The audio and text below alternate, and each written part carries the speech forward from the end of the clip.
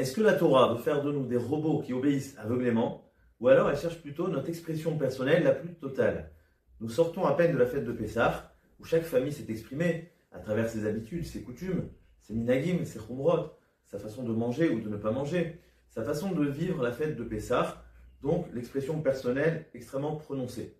D'autre part, nous avons fêté hier soir la fameuse fête de la Mimouna, où nous avons dit tout cela, tout cet enfermement, c'est seulement à Pessah.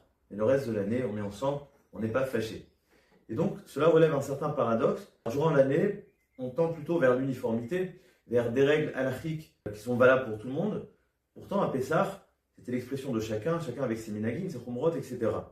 Donc la question revient, est-ce que la Torah cherche plutôt l'uniformité, l'obéissance totale, ou plutôt l'expression, la créativité, la sensibilité de chaque juif? Il semble que la réponse à cela se trouve dans notre paracha, la paracha de Shemini, où nous trouvons un événement tragique qui semble condamner tout élan personnel. C'est bien entendu l'histoire de Nadav et Avihu qui ont apporté un Esh Zara, un Sher Tiva Hashem. Ils ont donc apporté au sanctuaire un feu étranger qui n'était pas ordonné. Et le texte de la Torah ne nous précise absolument aucune faute, si ce n'est qu'il n'était pas ordonné. Comme pour nous dire que la Torah n'accepte absolument pas l'initiative, l'élan personnel, mais il faut simplement obéir au commandement de Dieu. D'où la question, est-ce que la Torah condamne tout élan, toute créativité, toute sensibilité?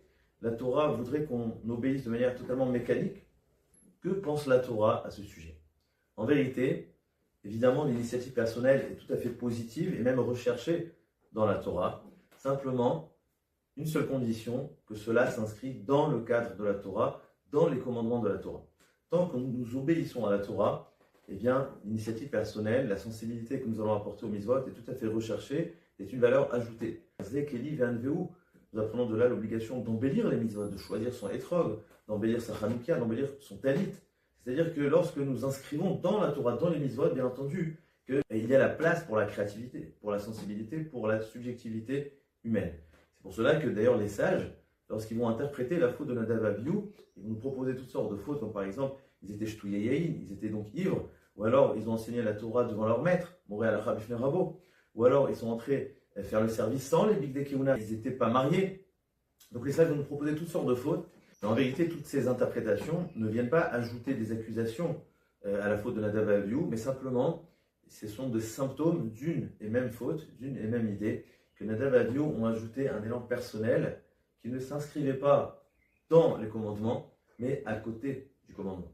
C'est-à-dire, bien entendu, on parle d'un niveau tout à fait subtil, extrêmement infime, mais c'était un élan qui n'était pas à l'intérieur du commandement, mais à côté du commandement. Ils ont rajouté quelque chose de personnel, et à leur niveau, ça ne pouvait pas être validé lorsqu'il s'agit bien entendu d'un niveau extrêmement proche, au sein même, au cœur même du Mikdash. Et donc ce que nous retenons, c'est que tant qu'on est dans la halacha, dans les commandements, dans les mitzvot, eh bien, l'élan personnel, l'initiative est tout à fait accepté et même recherché par la Torah. C'est ce qu'on voit d'ailleurs au sujet de Betzalel. Vous savez, le verset dit « Va'amale oto ruach Elokim bechokma b'da'at u'betvuna u'bekol melacha » Et comme les sages nous disent que Betzalel avait toutes les qualités de Dieu lors de la création du monde.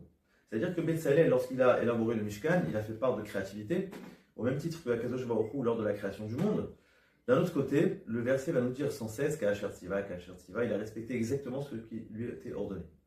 C'est une façon de dire que oui, il a respecté ce qui lui a été dicté, oui, il a suivi totalement les commandements, mais il a rajouté une âme à l'intérieur de ça. Il a rajouté un élan personnel, et c'est ça ce qui était recherché, c'est ça ce qui va donner finalement la Gdusha dans le Mishkan. D'ailleurs, par exemple, si on prend l'exemple du Kior, vous savez, ce fameux Kéli qui servait à faire le Kiddush Yadayim et Raglaïm, il n'avait pas de mesure. C'est un des seuls Kéli qui n'avait absolument aucune mesure. Simplement, c'était le résultat de la quantité de miroirs offerts par les femmes d'Israël. Nous voyons que ce qui va amener la Kedusha au Mishkan, c'est un Kéli précisément qui provient, qui découle de l'initiative des femmes, sans même qu'il y ait de mesure, sans même qu'il y ait quelque chose de dicté. Et c'est ça qui va former ce Kéli-là, qui va apporter la Kedusha, la Tahara, au Mishkan.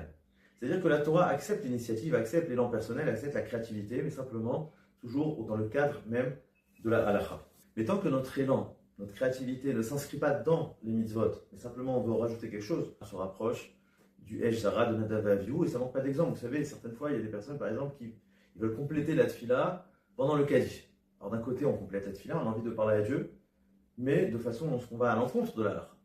Pendant le Kaddish, nous avons l'obligation de nous taire et de répondre au Kaddish. On peut faire toutes sortes de mitzvot en allant à l'encontre de l'art. Par exemple, on va se réveiller tôt le matin pour prier honnête, Mais sur le chemin, on va réveiller tout le monde, on va faire Gezel Shena, ou alors on va faire toutes sortes de mitzvot en causant un dommage à autrui.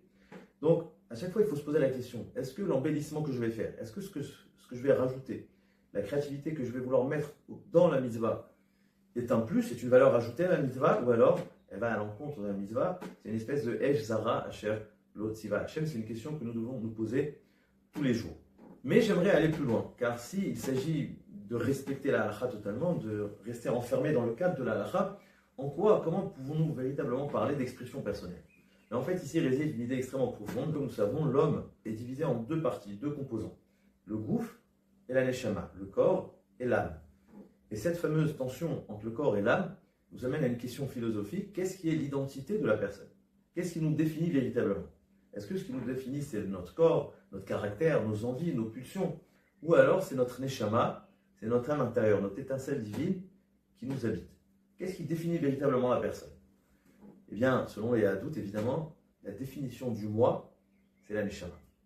C'est-à-dire que notre neshama, c'est ça véritablement qui nous définit. Le corps, c'est simplement une enveloppe. À partir de ce moment-là, on comprend une idée extrêmement profonde, c'est que le commandement divin, les mitzvot que Akadosh Baruch Hu nous ordonne, n'est pas quelque chose d'extérieur qui vient nous dicter quelque chose que nous devons obéir, mais en vérité, c'est ce qui représente le fond de notre personne.